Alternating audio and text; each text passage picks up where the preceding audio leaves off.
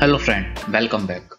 Previous video में हमने discuss किया था कि how do Kubernetes work, Kubernetes कैसे वर्क करता है। तो इस वीडियो में हम डिस्कस करेंगे कुबरनेटिस के कंपोनेंट्स क्या होते हैं। सो फर्स्ट ऑफ ऑल हम अंडरस्टैंड कर लेते हैं कि मास्टर और स्लेव क्या होते हैं, उसके अंदर क्या क्या कंपोनेंट्स रहते हैं। तो हमने ये प्रीवियस वीडियो में छोड़ दिया था, तो इस वीडियो में मैं कवर कर रहा हूँ। तो basically master and slave nodes क्या होते हैं। सो मास्टर नोड के अंदर हमारे एपीआई होता है। So the application that serves Kubernetes functionality through a RESTful interface and store the state. So RESTful APIs होते हैं, वो हमको प्रोवाइड कराता है मास्टर नोड, जिसकी मदद से हम जो मास्टर नोड है उसके साथ कम्युनिकेट कर पाते हैं। देन इसके बाद मास्टर नोड जो भी API के थ्रू हमको रिक्वेस्ट मिलती है वो स्लेव नोड को पास कर देता है। देन कंट्रोलर्स होते हैं मास्टर नोड के अंदर। कंट्रोलर्स बेसिकली डिफरेंट टाइप्स के होते हैं। So the component on the master runs the controllers. It includes the node controllers, endpoint controllers, namespace controller and so on. Then इसके बाद हम स्लेव के बारे में डिस्कस कर लेते हैं। स्लेव बेसिकली कंटेन करता है containers and kube. Kube basically responsible होता है कि it is responsible for forwarding the app user request to the right pod. जो भी रिक्वेस्ट पहुंचानी है एप्लीकेशन के पास में वो क्यूबलेट हमको मदद करता है वहां तक पहुंचाने में। सो स्लेव के अंदर सेकंड चीज आती है कंटेनर बेसिकली पॉड के अंदर होते हैं जो भी हमारी एप्लीकेशन रन हो रही है। सो कुबरनेटिस कंटेनर को रन करने के लिए ही बना है। तो स्लेव नोड्स पे हम कंटेनर को डिप्लॉय करते हैं। So basically it is responsible for managing the containers, image pulling, stopping the container, starting the container, destroying the container and so on. कैसे मास्टर और स्लेव का जो वर्क होता है वो अलग अलग इसके अंदर कंपोनेंट्स रहते हैं, वो हमने डिस्कस कर लिए। नेक्स्ट हम डिस्कस करेंगे कुबरनेटिस के अंदर क्या क्या कंपोनेंट्स रहते हैं। जैसे कि अभी हमने इधर डिस्कस किया नोड एक कंपोनेंट होता है कुबरनेटिस का, एंड क्लस्टर वो भी कंपोनेंट होता है। तो एक एक करके हम सारे कंपोनेंट को डिस्कस करेंगे और उसकी फंक्शनैलिटी जानेंगे क्या क्या होता है। Kubernetes components, node and cluster. So जैसे कि आप इसमें देख रहे हैं node and clusters. So node basically एक पर्टिकुलर मशीन होता है। सो उसका नेमिंग रहता है हमारा, और सीपीयू, नंबर ऑफ सीपीयूज कितने होते हैं और उसका रैम क्या होगा। सो इसको हम इस तरीके से नोड को रिप्रेजेंट करते हैं, राइट। देन इसके बाद cluster is a group of nodes. So cluster 1, cluster 2, उसके अंदर मल्टीपल नोड्स आ जाते हैं। जैसे कि ये हमारा क्लस्टर बना दिया हमने, और इस क्लस्टर के अंदर एक जो पर्टिकुलर दिस हेक्सागोन है वो एक नोड को रिप्रेजेंट कर रहा है। तो मल्टीपल नोड्स हैं इसके अंदर, तो ये हमारे क्लस्टर बन जाता है। एंड इस क्लस्टर को हम नेम देंगे क्यूब क्लस्टर। सीपीयूज के अंदर 50,000 हैं एंड रैम 360 GB। इस तरीके से जब हम सीपीयू रैम को ऐड कर लेते हैं तो ये हमारे पास टोटल रिसोर्स पावर आ जाती है एक क्लस्टर के अंदर। नाउ नेक्स्ट हम डिस्कस करेंगे कुबरनेटिस का मेन इंपॉर्टेंट पार्ट, पॉड्स क्या होते हैं। So Kubernetes does not run the container directly. Instead, it wraps one or more container into a high-level structure called, and any containers in the same pod will share the same resources in local network. So Kubernetes container को directly deploy नहीं करता है, वो एक high level structure use करता है pod, जिसके अंदर मल्टीपल कंटेनर्स को वो डिप्लॉय करता है, और वो सेम रिसोर्सेस पॉड की एक कंस्ट्रेंट हम डिफाइन करते हैं कि वो कितना रिसोर्स यूज कर सकता है। उस कंस्ट्रेंट रिसोर्स के अंदर हम मल्टीपल कंटेनर्स को डिप्लॉय करते हैं। तो उसके अंदर हमारे क्या क्या आ जाते हैं, अब वो क्या क्या शेयर करता है, रिसोर्सेज को शेयर करता है, लोकल नेटवर्क को शेयर करता है। देन इसके बाद हमारा पॉड YAML फाइल भी रहता है, जिसके अंदर हम पॉड का कॉन्फ़िगरेशन डिफाइन करते हैं, राइट। तो इस YAML फाइल को हम डिस्कस करेंगे। पहले और फीचर जान लेते हैं पॉड के बारे में। The container can easily communicate with the other container in the same pod.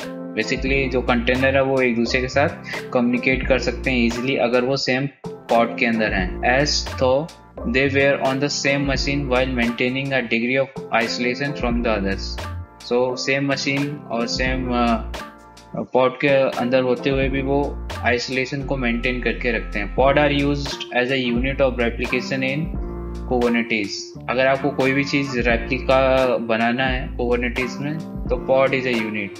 आप पॉड को रेप्लिकेट करेंगे मल्टीपल मशीन में। If your application become too popular and single pod instance cannot carry the load, Kubernetes can be configured to deploy the new replicas of your pod to the cluster as necessary। अगर आपकी कोई application आपने deploy की है और वो इतनी ज़्यादा फेमस हो गई कि वो एक पॉड से आपकी एप्लीकेशन जो ट्रैफिक है वो हैंडल नहीं कर पा रहा है, आपको और भी अपने एप्लीकेशन को रिकॉन्फ़िगर करना है कि आप न्यू रेप्लिकास इसके डिप्लॉय कर दें क्लस्टर के अंदर। सो इसमें आप YAML फाइल देख रहे हैं, तो इसमें API वर्जन एंड इसमें हमने पॉड नेम डिफाइन किया है मेटा डेटा के अंदर, काइंड जॉब रखा हुआ। स्पैक के अंदर फिर हमने अपना टेम्पलेट आप डिफाइन कर सकते हैं। टेम्पलेट बेसिकली जब भी पॉड क्रिएट होगा तो उसका क्या क्या कॉन्फ़िगरेशन रहेगा, उसके अंदर क्या स्टोरेज अटैच रहेगा, नेटवर्क क्या अटैच रहेगा, वो आप टेम्पलेट के अंदर डिफाइन कर सकते हैं। देन स्पैक के अंदर आप क्या डिफाइन करेंगे, इस पॉड के अंदर कौन कौन से कंटेनर्स को आप रन करेंगे, राइट।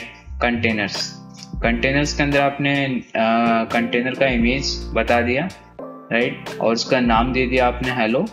देन इसके बाद जो भी कमांड है वो आपने दे दिया एंड जो भी आपकी पॉलिसीज एंड अदर थिंग्स जो आप अटैच करना चाहते हैं कुबरनेट कंटेनर के साथ में वो आप इधर डिफाइन कर सकते हैं। तो इस तरीके से आप pod.yaml फाइल को लिखेंगे। Even when not under a heavy load, it is standard to have multiple copies of a pod running at any time in a production system to allow load balancing and failure resistance। So basically जब आप Kubernetes पे work करते हैं तो basically आपको load balancing और failure resistance भी provide कराता है। अगर आपके पास कोई लोड नहीं है तो आप इसको स्केल अप स्केल डाउन कर सकते हैं इजिली। तो ये इसका एक फीचर हो गया। The pod contain one or more containers such as Docker container। When a pod run multiple containers, the containers are managed as a single entity and share the pod's resources। Generally, running multiple containers in a single pod is an advanced use case। Pods are automatically assigned unique IP addresses। Pod containers share the same network namespaces including the IP address and network pods। Containers in a pod communicate with each other inside the pod on localhost। So next हमारा component आता है deployment, right. आपने pod का configuration define कर दिया, पर आप उसको कैसे डिप्लॉय करेंगे कुबरनेटिस में, तो उसके लिए आपको deployment.yaml फाइल डिजाइन करनी पड़ती है। सो वो इस तरीके से हम डिप्लॉयमेंट बताते हैं। So deployment basically although the pod are the basic unit of computation in Kubernetes, they are not typically directly launched on the cluster। pod हम directly cluster पे launch नहीं कर सकते। Instead, the pods are usually managed by one more layer of abstraction, the deployment। pods को अगर manage करना है तो आपको डिप्लॉयमेंट लेयर डिफाइन करनी पड़ेगी जिसके अंदर आप pods को डिफाइन करेंगे, क्या कौन से pods आप डिप्लॉय करने वाले हैं। Deployments primarily purpose is to declare how many replicas of a pod should be running at a time।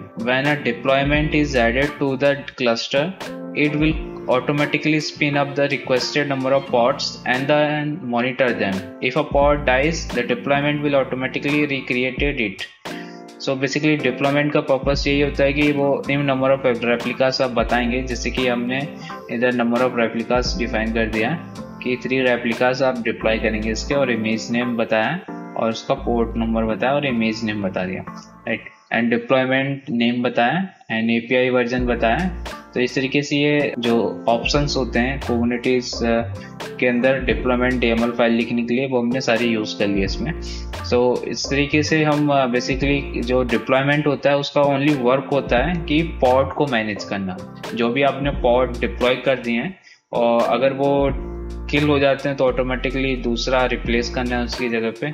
तो इस तरीके से डिप्लॉयमेंट वर्क करता है। Using a deployment you don't have to deal with the pods manually, you can just declare the desired state of the system। so deployment basically जो file हम design करते हैं वो एक सिस्टम का जो डिजायर्ड स्टेट होता है वो हम डिफाइन कर देते हैं। वो जब हम डिप्लॉय करते हैं कुबरनेटिस पे वो उस स्पेसिफिकेशन के हिसाब से वो स्टेट चेंज कर लेता है कि ये स्पेसिफिकेशन हमारे पास आया तो हम इस स्टेट में ही रहेंगे। तो इस तरीके से हमारा जो डिप्लॉयमेंट है वो वर्क करता है और जो हमारा स्टेट है उसको मैनेज करके रखता है कि 3 रेप्लिकास हमने डिप्लॉयमेंट में डिफाइन किए तो वो 3 रेप्लिकास को ही रख। So now Kubernetes component services. So services क्या होते हैं कुबरनेटिस के अंदर?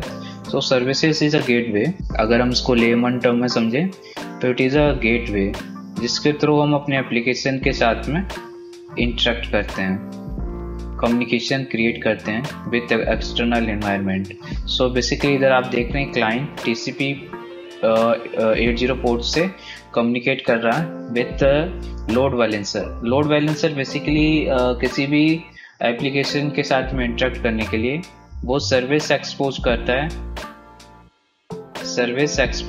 है एक्सटर्नल जो कम्युनिकेशन होता है उसके साथ में। सो इस सर्विस का कोई एक IP एड्रेस होगा, समथिंग IP एड्रेस, और वो 80 पे लिसन कर रहा है, राइट। सो हमने सर्विस को बेसिकली रिक्वेस्ट किया, हमारा जो क्लाइंट है उसने इस IP एड्रेस इस पोर्ट नंबर पे रिक्वेस्ट सेंड किया। देन वो डायरेक्टली लोड बैलेंसर के पास में आएगा। लोड बैलेंसर बेसिकली हम इनडायरेक्टली उसको सर्विस बोल सकते हैं। सो जैसे ही वो उसके पास में रिक्वेस्ट आएगा देन उसके बाद हमने जो अपनी एप्लीकेशन को कॉन्फ़िगर किया है इस सर्विस के साथ में उसको वो पास कर देगा। A service in Kubernetes is a REST object similar to a pod. Like all of the REST object, you can post a service definition to the API server. To create a new instance, the name of a service object must be a valid DNS label name. For example, suppose you have a set of pods that each listen on TCP port 9376 and carry a label app equal to my app. This specification create a new service object. So हमारे जो application का जो नाम हमने दिया हुआ है my app दिया हुआ है, right. So this specification create a new service object named my service. So ये स्पेसिफिकेशन हमने service.yml फाइल में दिया हुआ है कि हमको एक सर्विस क्रिएट करना है my service। तो my service जो सर्विस होगी this सर्विस होगी। इसके अंदर हमने बताया कि हमारी जो एप्लीकेशन है उसका नाम है, मतलब जो हम पॉड के अंदर एप्लीकेशन का नाम देते हैं, कंटेनर का नाम देते हैं, वो हमने बता दिया सर्विस को कि ये स्पेसिफिकेशन है, ये सर्विस है, हमारी एप्लीकेशन है, इस पे हमको रिक्वेस्ट सेंड करना है। Targets the TCP port 9376। ये सर्विस टारगेट करेगा पोर्ट को, वो 9376 होगा। On any port with name, on any port with the app equal to my app level. इस लेवल से जो भी उसको एप्लीकेशन मिलेगी उस पर वो रिक्वेस्ट को सेंड कर देगा। तो इस तरीके से जो हमारी सर्विस है वो वर्क करता है कि क्लाइंट ने हमको IP एड्रेस 80 पे रिक्वेस्ट सेंड किया, हम रिसीव होगी, वो एक जो एप्लीकेशन का लोड बैलेंसर हम क्रिएट करेंगे। लोड बैलेंसर जो हम इनडायरेक्टली बोलते हैं सर्विस को ही बोलते हैं। सो देन के बाद जो नोड हमारी मशीन है उसके अंदर हमारे पॉड्स डिप्लॉयड है, उस पॉड के पास में रिक्वेस्ट सेंड होगा कि हमारा जो रिसोर्सेज का जो कंजम्पशन है उसके अकॉर्डिंगली वो रिक्वेस्ट वन ऑफ द, मतलब जो हमारे पास 3 पॉड्स हैं 1 2, इन 3 पॉड्स में से किसी भी एक पॉड पे हमारी रिक्वेस्ट चली जाएगी। So Kubernetes assign this service and IP address. So Kubernetes क्या करता है, जैसे कि मैंने बताया कि एक IP एड्रेस असाइन कर देता है, sometimes called a cluster IP, which is used by the service proxy। जो सर्विस का प्रॉक्सी होगा मींस कनेक्शन क्रिएट करने के लिए प्रॉक्सी का यूज होता है इसमें। Pod definition in pod have the names. So pod definition में बेसिकली क्या होगा कि उसका नेम होगा पॉड का, and you can reference this name in the target pod attribute of a service. तो टारगेट पॉड का जो एट्रीब्यूट होगा उसके अंदर हम ये नेम बता देंगे कि इस एप्लीकेशन पे हमको रिक्वेस्ट सेंड करनी है। Using a deployment you don't have to deal with the pods manually. You can just declare the desired state of the system and it will manage for you automatically. So deployment में जैसे कि आपने deployment file बनाया और आपको pod के साथ में मैनुअली इंटरेक्ट नहीं करना है, आपको डिजायर स्टेट डिफाइन कर देना, वो डिजायर स्टेट मैनेज करेगा डिप्लॉयमेंट जो हम डिप्लॉय करेंगे। सो डिप्लॉयमेंट इज अ ऑब्जेक्ट, मतलब वो क्या करता है कि जो भी आपने डिप्लॉय किया उसको मैनेज रखता है, जो भी स्पेसिफिकेशन आपने बताया। So in a Kubernetes cluster, each pod has an internal IP address, but the pod in a deployment come and go. So basically जैसे पॉड जो होता है वो कभी कभार किल हो जाता है या डिस्ट्रॉयड हो जाता है, तो वो क्या होता है, कम एंड गो आता जाता रहता है, तो उसका इंटरनल आईपी एड्रेस है वो चेंज होता रहता है and their IP address changes. So it does not make sense to use the pod IP address directly, कि हम डायरेक्टली उस पॉड का आईपी एड्रेस यूज करें, क्योंकि वो रेगुलरली वो चेंज होता रहता है। अगर पॉड अगर किल हो जाता है तो आईपी एड्रेस चेंज हो जाएगा। With a service you get a stable IP address, static IP address. Service की मदद, जो हमने सर्विस डिप्लॉय किया उसकी मदद से क्या होगा कि हमको एक स्टैटिक आईपी एड्रेस मिल जाएगा that last for a life of the service. जब तक वो सर्विस अवेलेबल है तब तक उसका वो आईपी एड्रेस चेंज नहीं होगा। Even as the IP address of the member pod changes, आपके जो पॉड्स हैं राइट, उनका आईपी एड्रेस चेंज होता रहे पर सर्विस का आईपी एड्रेस चेंज नहीं होगा। A service also provide a load balancing. Service क्या करता है कि लोड बैलेंसिंग भी प्रोवाइड कराता है हमको। Client call a single and stable IP address and their request are balanced across the pods that are member of the service. So जैसे कि हमने क्या किया कि हमने इन पॉड्स को, ये जो हमारे 3 पॉड्स हैं, सो बेसिकली इनका लेवल क्या था, माई ऐप राइट, वो इस सर्विस के साथ में अटैच्ड है right, it is a member of the service. So इससे क्या होगा कि हमारा जो सर्विस लोड बैलेंसर की तरह वो काम करेगा कि हमारी जो रिक्वेस्ट है, जो कम बिजी पॉड है उसके पास में रिक्वेस्ट को सेंड कर देगा। कुबरनेटिस के अंदर जो कंपोनेंट्स थे सर्विस, उसके डिफरेंट टाइप ऑफ सर्विसेज होते हैं, जैसा कि cluster IP, internal client send request to a stable internal address. So cluster IP basically ये डिफॉल्ट रहता है, और जो इंटरनल क्लाइंट्स होता है वो रिक्वेस्ट को इंटरनली सेंड करता है using internal IP address. Node port, client send request to IP address of a node on one or more node ports, value data specified by the service. So ये service के अंदर अब use करते हैं type of service node port. Then load balancer, client send request to IP address of a network load balancer. So load balancer इधर basically client क्या send करेगा, IP address पे रिक्वेस्ट को सेंड करेगा, जैसे कि हमने प्रीवियस केस में बताया था। External name, internal clients use the DNS name of a service as a alias for a external DNS name. So basically हमने क्या किया, 2 डीएनएस को लिंक कर दिया, इंटरनल डीएनएस और एक्सटर्नल डीएनएस, तो हम एक्सटर्नल नेम में डिफाइन कर देंगे। Headless, you can use a headless service in situation where you want a pod grouping but don't need a stable IP address। Headless में basically आप pod को group करने के लिए यूज करते हैं, बट आपको स्टेबल आईपी एड्रेस नहीं चाहिए, तो उस केस में हम हेडलेस सर्विस का यूज कर सकते हैं। तो नेक्स्ट कंपोनेंट है ingress. You can create a cluster of nodes and launch deployment of pods onto the cluster. There is a one last problem to solve, however, allowing external traffic to your application. By default, Kubernetes provide isolation between pods and the outside world. If you want to communicate with service running in a pod, you have to open up a channel for communication. This is referred to as ingress. There are multiple ways to add ingress to your cluster. The most common way are by adding either ingress controller or load balancer. जैसे कि हमने previous slide में देखा कि किस तरीके से हम सर्विस का यूज करके लोड बैलेंसर क्रिएट करते थे राइट, एंड इनग्रेस कंट्रोलर आप यूज कर सकते हैं। So Kubernetes components, what is ingress? Ingress exposes HTTPS route from outside the cluster to the service within the cluster. Traffic routing is controlled by the rule defined on the ingress resource. The following is a simple example where an ingress send all its traffic to one service. Ingress may be configured to give service externally reachable URLs, load balancing traffic, terminate SSL and TSL, and offer name-based virtual hosting. An ingress controller is responsible for fulfilling the ingress, usually with a load balancer, though it may also configure your edge router or additional front ends to help handle the traffic.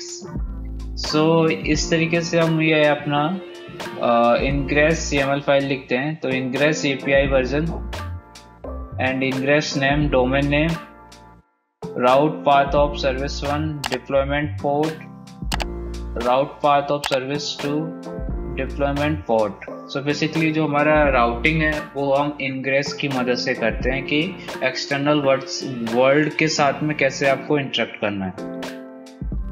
An ingress does not expose the arbitrary port or protocols. Exposing service other than the HTTP to the internet typically uses service of type service.type node port, or a fan-out configuration routes traffic from a single IP address to more than one service based on the HTTP URL being requested. An ingress allow you to keep the number of load balancer down to a minimum. For example, a setup like the following: the ingress controller provision and implementation specific load balancer that specifies the ingress as long as the service 1 service 2 exists. When it has done so, you can see the address of the load balancer at the address. Other component of the Kubernetes is namespaces. Namespaces are intended for use in environment with many users spread across multiple teams or projects. For cluster with a few to 10 of users, you should not need to create or think about spaces at all. Starting using namespaces when you need the feature they provide. Namespaces provide a scope for the names. The name of resources need to be unique within the namespace but not across namespaces. Namespaces cannot be nested inside one another, and each Kubernetes resources can only be in one namespaces. Kubernetes start with the 4 initial namespaces, default namespaces for an object with no other namespaces. The namespaces for objects created by the Kubernetes system. So इस तरीके से हमारे namespace define होते हैं, उनके अंदर जो भी हमारे resources होते हैं वो एक ही namespace के साथ में attached रहेंगे और वो हमको एक separate environment provide कराते हैं, right? जिसके अंदर services, pods and deployment. Kubernetes component जो ये ट्यूटोरियल था आपको पसंद आया होगा. सो इसको लाइक कीजिए, शेयर कीजिए, सब्सक्राइब कीजिए और जुड़े रहिए हमारे साथ. Stay safe, stay tune. Thank you guys.